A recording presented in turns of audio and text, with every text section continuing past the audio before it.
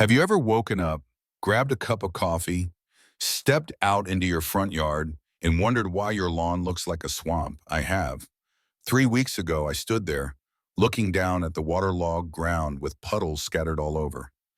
The strange part was, my sprinkler was still wet, as if someone had just used it. But the thing is, I live alone. No kids, no roommates, and certainly no one with enough free time to sneakily water my lawn in the middle of the night. It was just me, a cup of coffee in hand, and a yard that looked like it had just been hit with a downpour, without a single raindrop.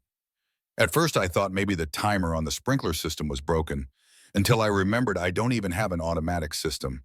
There's only one hose attached to the wall, and that's when things started getting weird. My water bill didn't just increase slightly, it skyrocketed, like I was running a secret water park every night. But the strangest part was, my backyard was completely dry. Not a drop of excess water except for a wilted fern and an old wooden chair that was partially rotting. So where did the water go? I decided to ask my neighbors if they had experienced anything similar. Most of them hadn't, except for Olivia. Olivia is her real name. She moved into the neighborhood a few months ago, but acts like she's the one who made all the rules. Not the president of the Homeowners Association, HOA, but if you see her walking around with a notebook, you'd think she was conducting a neighborhood inspection. She scrutinizes every little detail in an annoyingly obsessive way. Criticizes David for having a door that's too dark. Complains to Sarah that she should clean up the fallen leaves faster. Even told Mrs. Johnson to switch her trash can to beige because it blends better with the landscape. An extremely annoying person. But I never thought she was a thief. Not until I saw it with my own eyes. It was a Saturday. I had just returned from the supermarket, pulled into the driveway, and immediately froze. Right in front of me was Olivia, wearing a brightly colored floral dress and a wide-brimmed hat, casually dragging my hose across the lawn as if it belonged to her. She hooked the hose up to a pressure washer and began spraying water to clean the walkway in front of her house. No guilt. No asking for permission. She was just blatantly stealing my water in broad daylight. I sat still in the car, frozen. She glanced up, waved as if we were best friends, and yelled, "Hope you don't mind, just spraying a little bit." Her tone was so casual, so nonchalant, as if she hadn't done anything wrong, as if this was completely normal. Before I could respond, she turned away, still holding on to the hose, and continued watering her yard as though it was the most natural thing in the world. I gripped the steering wheel tightly, my mind spinning with two choices: confront her right then and there, or pretend I hadn't seen anything. I chose the second option. Taking a deep breath, I opened the car door and walked straight into the house. Standing in the kitchen, I looked out the window, my eyes fixed on the hose as if it had just betrayed me. A sense of unease bubbled up inside me. It wasn't the water, it was her audacity. I couldn't just let this slide. A little while later, I walked through the front yard, went up to her door, and knocked. The door opened almost immediately, as if she had been expecting me. "Is there a problem with your water supply?" I asked, keeping my tone calm but firm. Olivia tilted her head, then burst out laughing, a light, relieved laugh as if I had made a joke. "Oh no, it's just that your water is better. The pressure is so much stronger. Anyway, it's a shared resource, right?" I nearly choked. A shared resource? The last time I checked, the water bill was in my name, the money was coming out of my account, and there was no clause saying my neighbors had the right to use it freely. I clenched my jaw, trying to stay calm. "At least you could have asked first." This time she didn't laugh. She just smirked, her eyes flashing with defiance. "What's the big deal? We're neighbors. It's fine to use a little water, right?" I crossed my arms, standing my ground. "If you keep using my water without permission, I'll report this to the HOA." Olivia raised an eyebrow as if weighing whether or not I was serious. Then she shrugged and responded nonchalantly, "HOA won't care. Sharing is what good neighbors do." With that, she slammed the door shut without hesitation. I stood there for a few seconds, frustration building up. This wasn't a minor issue. It was about personal boundaries. I didn't like confrontation, but I hated being taken advantage of even more. So as soon as I got home, I opened my laptop and drafted an email to the HOA management. I attached a photo of Olivia dragging the hose, my sky-high water bill, and a single question: Please clarify, since when has using someone else's property without permission been considered sharing in this neighborhood? A few days later, I received a response from the HOA. We encourage residents to resolve issues amicably without involving the HOA. Translation: handle it yourself. Fine. I tried a simpler approach: locking the hose. A strong lock, one that wasn't easy to break. The next morning I went out to check. The lock was gone. It wasn't bent or twisted. It was cleanly cut, as if someone had used bolt cutters very professionally. I picked up the metal piece, feeling like I was standing at a crime scene. Someone had done this, and I didn't need to guess who. Across the street, Olivia was still at it.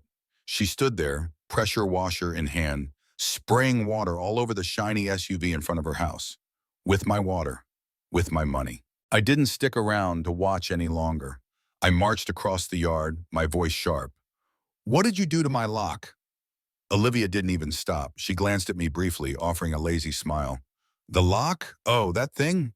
I thought it was a hazard, so I took care of it for you. No need to thank me." I clenched my teeth, taking a deep breath to keep calm. Cutting someone's lock is not taking care of it. It's stealing. "You need to stop right now," I said, my patience wearing thin. "Cutting my lock, using my water like it's yours, what makes you think you have the right to do that?" She shrugged. "Water is just water. We're neighbors. What's the harm in using a little?" I ground my teeth. "A little? If you keep doing this, I'll report you to the HOA. You can't just keep getting away with it." Olivia laughed, shaking her head as if I'd said something ridiculous. "Stealing? Oh, come on. I'm just making sure everything's safe. And if you're really bothered, go ahead and report it to the HOA. Let's see if they care." She shrugged again, going back to spraying water on her car, completely ignoring me. I stood there, fists clenched. I'd tried reporting it. It didn't work. I'd tried stopping her. It didn't work. And now I was just an unwilling sponsor for her personal car wash service. I stood frozen for a few seconds, seething. She had no intention of stopping, and I knew this wasn't going to end easily. The next morning as I left the house, another sight made my blood boil again. Olivia wasn't just stealing water anymore. She had gone even further. In the middle of her yard, a small pool had been inflated, completely filled with water. She was lounging in it, sipping on a cocktail, acting like she was at her own private resort. I walked straight over, losing all sense of composure. "What the hell do you think you're doing?" Olivia looked at me, her carefree smile in place. "Oh, I'm just doing this because it's so hot. And your water's really nice, you know? The pressure's so strong, it filled the pool up so quickly." I took a deep breath, trying to hold back my anger. "Are you kidding me? This is my water. You can't just take it without asking." She waved her hand dismissively. "Come on, don't overreact. Have you heard anyone else complain? You're just making a big deal out of nothing." I had no words left. Clearly, not only was she not afraid, but she was also openly mocking me. The HOA wasn't helping. My warnings had no effect. If I couldn't stop her, I would catch her in the act. I needed a way to expose her, and then it hit me. Surveillance cameras. A motion sensor camera, cleverly hidden under the eaves right next to the water hose. If I couldn't stop her, I'd catch her red-handed. With undeniable proof, the HOA would have to intervene. Or at least I could let the entire neighborhood, and maybe even the internet, see this farce. Who doesn't love neighborhood drama? Especially when there's a clear, sharp video of someone blatantly violating boundaries. 2 days later, I struck gold. The camera captured everything in high definition, like a nature documentary. Olivia sneaking across the yard, crouching low as if she were on a secret mission. She reached for the hose, her movements so practiced that I wondered if this had been her routine for a while. That smug smile still on her face, as if she were doing something completely reasonable. And then, the performance began. Watering flowers? Check. Filling the mini pool? Check. Bathing the D? Of course. Not a single step was missed, and all of it happened in the dead of night, when normal people were asleep and she was busy being the neighborhood resource redistribution expert. It was all clearly recorded. I couldn't wait any longer. I uploaded the clip to the neighborhood forum with a caption dripping with humor, sarcasm, and glee. "Anyone missing water? Oh, wait, Only my water seems to be disappearing. Let's enjoy this resourceful display. And just as I predicted, the post exploded. Outrage, laughter, a flood of comments in every shade. Some people suggested locking the water valve inside. Others recommended installing a sensor-based sprinkler to spray intruders. But the thing I loved most? Olivia had seen it. The next morning, as I sat down on the couch, bam! A barrage of knocks at my door, like I owed someone a fortune. I opened the door. Olivia stood there, her hair a mess, face flushed red, eyes burning with rage like she wanted to set the whole neighborhood on fire. Are you trying to humiliate me in front of the whole neighborhood? Oh, look at that. She'd seen the video. I'm suing you for invasion of privacy, Olivia hissed. You're inciting the whole neighborhood against me. You don't have the right. I crossed my arms, leaned against the doorframe, and looked at her like I was watching a low-budget comedy show. Right? I smirked. You want to talk about rights? What about my rights? You've trespassed on my property, cut my lock, and used my water like it's yours. I tilted my head. What right do you think you have? Olivia raised an eyebrow, crossed her arms, and sneered. Water is just water. I didn't take any gold from you. Everyone here uses water together, don't they? I don't remember ever agreeing to share, I replied, my voice dripping with sarcasm. She shook her head, looking exhausted, as if I was the unreasonable one here. You're so petty. It's just a bit of water. What's the big deal? Petty? I scoffed. Keep going. Let's see just how petty I can get. She gritted her teeth, her eyes sparking with fury. Go ahead, try something, see what happens. Oh, a challenge? Fine. This is the last straw, no more kindness, no capitalized words, no turning off the tap. I will strike directly at her biggest weakness. But first, I need to see how far her guts go. The next day, I took a day off work, draw the curtains, make coffee, sit down, phone in hand, waiting. 10:30 a.m., the sound of running water. As expected, Olivia showed up again. Same yoga outfit, same way of strolling in like my yard was just an extension of hers. She pulled the hose, casually spraying down my yard as if it were her daily routine, even humming like it was the most beautiful morning of her life. Unbelievable. I stepped outside without a word, just raised my phone, pretending to text. Olivia froze for just a second, then arched a brow and carried on like nothing happened. She even had the audacity to wave. Your hose works great. You should thank me for testing it. I raised an eyebrow and gave a dry laugh. Thank her? I lifted my phone, recording the entire scene. She didn't stop. She didn't care. HOA didn't bother intervening, so why should I hold back? I uploaded the video online. Olivia from the neighborhood turned my water hose into her personal water park. The video blew up. Facebook, Reddit, YouTube, the internet lost it. Max level shameless. Wait, is this a zoo? Where's the enclosure? She really thinks other people's houses are public property, huh? Locals started sharing their own horror stories about Olivia. Turns out, I wasn't the only one. The next morning, I pulled back my curtains and saw Olivia standing in my yard with two HOA representatives. She was pointing at my house, voice shrill, eyes brimming with the fake Hollywood tears, putting on a show. I took a sip of my coffee, crossed my arms, and leaned against the door. The real fun had just begun. That afternoon, just as I stepped into my house, a letter slid through the mail slot and landed on the floor. The bolded header almost made me laugh out loud. HOA warning, unauthorized surveillance and aggressive behavior. Oh, fantastic. They cared more about my camera than the fact that Olivia had been blatantly stealing water every day. They were willing to turn a blind eye to the violator, but were quick to scold the victim. I clenched the letter in my hand, frustrated, annoyed, but also relieved, because now I didn't have to pretend to play by the rules anymore. It was time for justice. Sweet, relentless, and soaked in the scent of victory. Fate decided to intervene on my way to work. At the corner near my neighborhood, I saw it. A temporary wastewater tank from a construction site. Big, disgusting, perfect. A bold plan sparked in my mind, a trap worthy of all the suffering I had endured.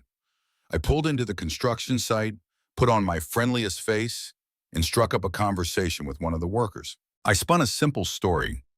My home's drainage system had issues, and I needed to temporarily flush some dirty water.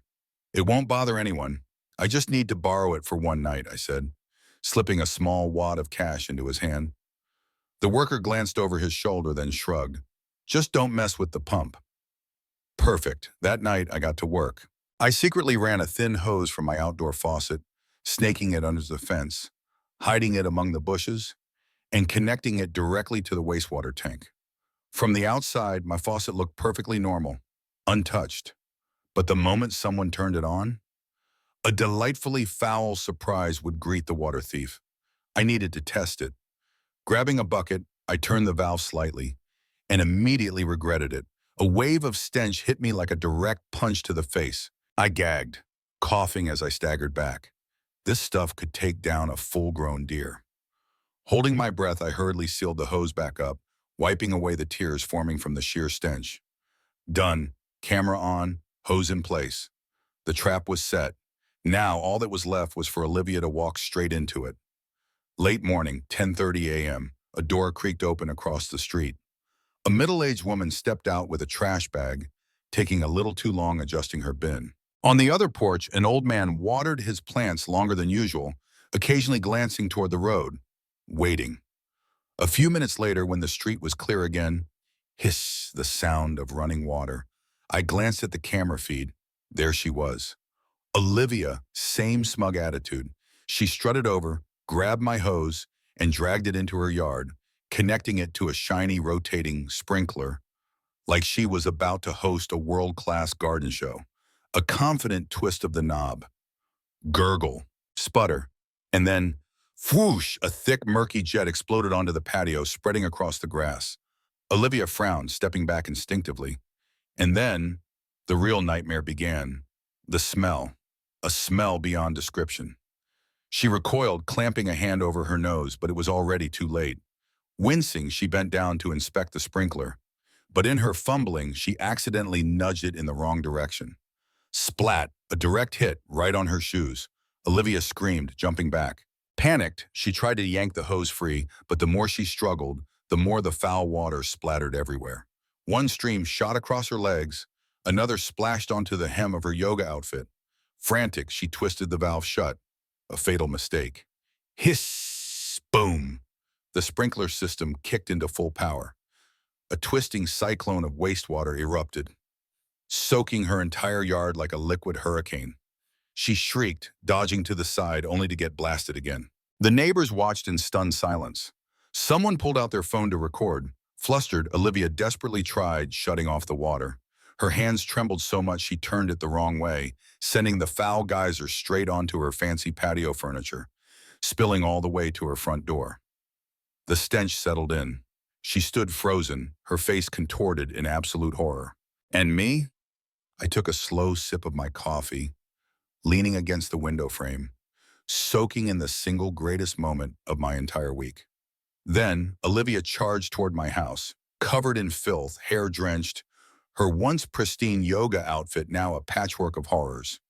She shrieked, "You'll regret this! I'm going to sue you!" I took another sip, raised an eyebrow, and said, "You were the one who challenged me first." She glared, fists clenched like she was about to lunge, then hesitated. Even she couldn't stand the smell radiating off herself.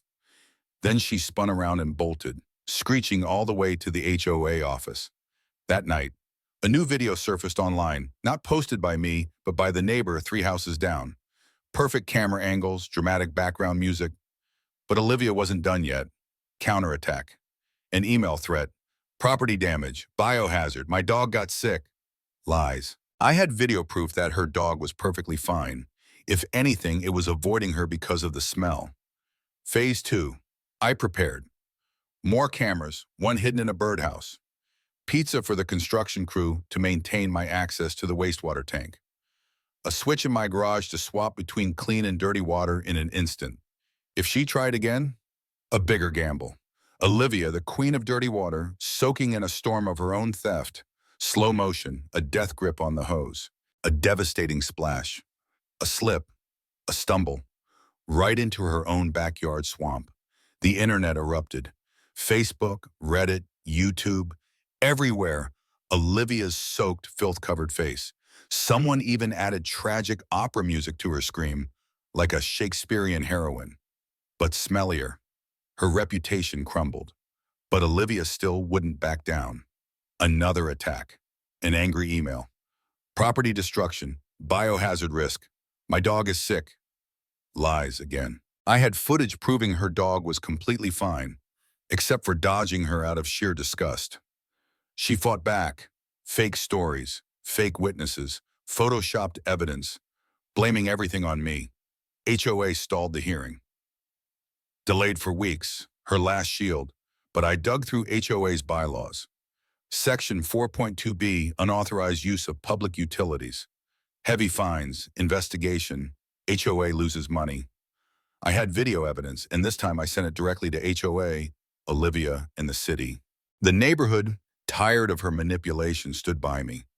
For the first time in years, people were united, no longer forced to obey her ridiculous rules and petty power plays. Her kingdom crumbled before her eyes. Then, a leaked audio recording, a private HOA meeting, her whining, her scheming, her dirty tricks, her sharp, grating voice echoed through the community group chat. When the tape spread, Olivia panicked.